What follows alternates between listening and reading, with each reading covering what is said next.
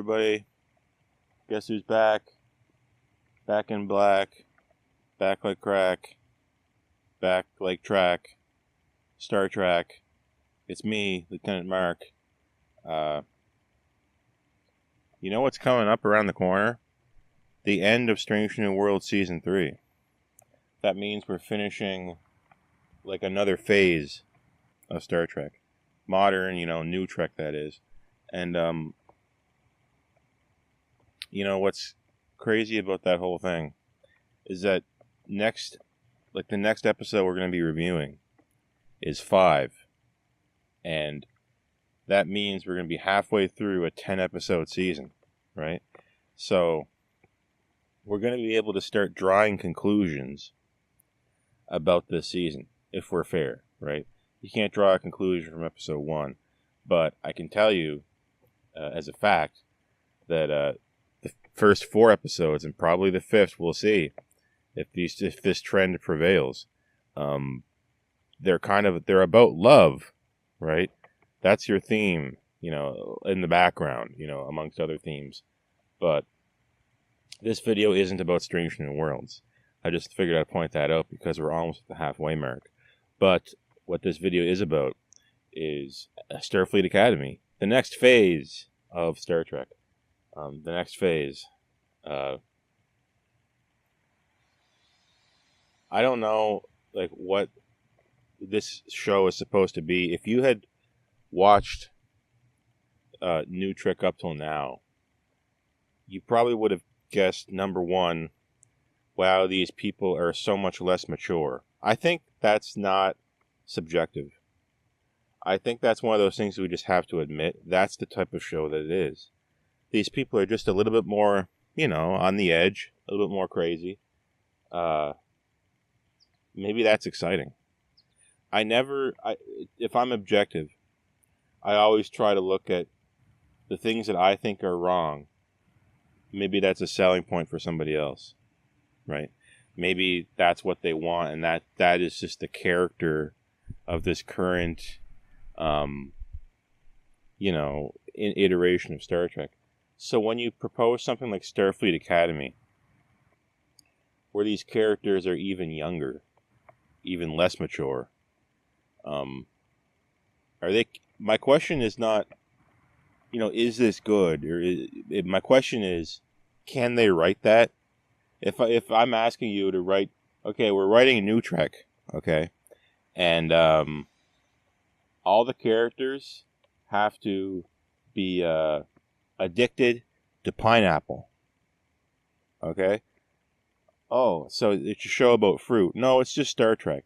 All the characters are addicted to pineapple. Write them as if they can't stop thinking about pineapple. Okay? Okay, we can do that. And the writer's room says okay. They say okay to the showrunner, Alex Kurtzman, whoever it is. And you end up with a Star Trek show that is very much, it feels like it's about pineapple. It's not really, but the average person watches it and they're saying, why is everything about pineapple? Okay. A few years later, we have a show that comes out called Star Trek Pineapple. And now I'm asking these writers, okay, they need to be even more into pineapple. And then the writers' room are all collectively saying, but we wrote that show already. It was just called Star Trek, whatever it was called. It was just regular Star Trek, except they all wanted pineapple. Now we need double the pineapple? What I'm saying here is that we wrote these Star Trek shows to appeal to a broader audience, which means that the characters are a little bit more, to the wall, a little bit more pedal to the metal. And now we want even more craziness. That's how I interpret it. Or they're going to go with a different idea about who kids are. Kids in Starfleet Academy. As in, they're going to be like the Prodigy style kids. More thoughtful, more mature. Right? That's how I viewed Prodigy anyway. The kids just seem smarter than the adults. I don't know. That might be interesting too. Maybe these Starfleet kids, I call them kids, but they're not kids, are going to be more mature and, emotionally put together than we've had from recent New Trek offerings. And yes, I'm digging into the past a little bit. I know a lot of things have changed since Discovery. And we've had a notable lack of crying in Strange New Worlds, which is a big plus. But But the fact still remains, Starfleet Academy is coming around the corner, and I made a comment on just some other random video about, this is kind of a side thing, about the zippers. Have you noticed that we're, with Starfleet Academy, we're, like, focusing on zippers? Like, the camera is zooming in on them in that trailer, and in these publicity photos, we're showing the outfits, right? And we keep zooming in on the zippers, and the zippers actually have, like, Starfleet emblems on them and things like that. And I know back in the day, that one time when Beverly Crusher unzipped her Star Trek TNG Season 1 uniform, they tried to make it so you couldn't see the zipper. And they had spent a lot of time with those Season 1 and Season 2 uniforms for TNG, which I love, to try to hide the zipper. Because they didn't think people would have zippers. You know? I mean, it's... Your mileage may vary on that idea. Maybe they would have zippers, maybe they wouldn't. Maybe it's a timeless thing. I think the person who replied to me in the comments said it was like a candle. You know, why would it change? Well, I know this isn't the same timeline anymore, Starfleet Academy and all that, because time travel must have been involved somewhere. You know how it is in Star Trek. Whenever you time travel, there's that possibility of a new timeline, unless they say it's not a new timeline. In that case, it's not. You know, we went from hiding the zipper to focusing on the zipper.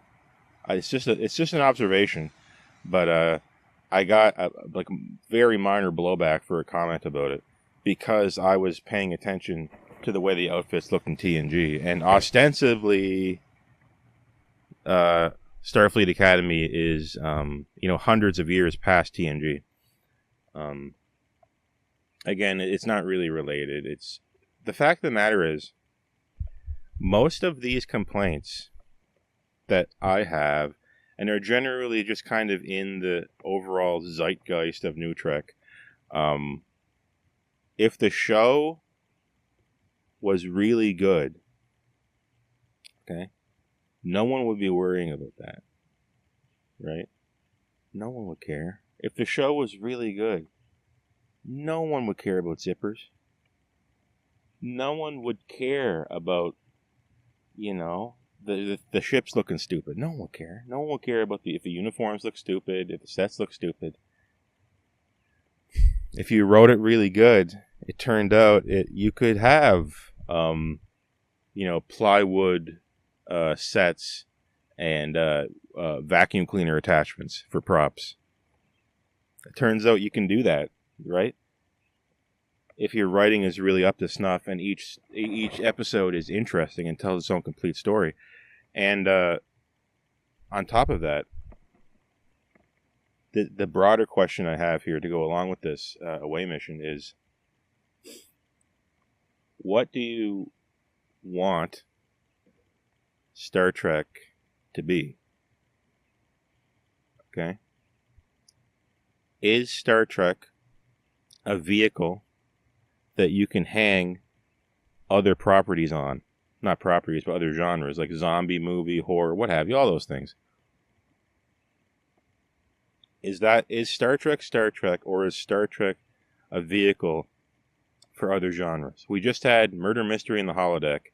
The Holodeck long having been the safe haven of people who wanted to write something else, but happened to be working on Star Trek. What do you think? By Star Trek episode, I mean we go to a new world, Star Trek Strange New Worlds, that's what the current show is called.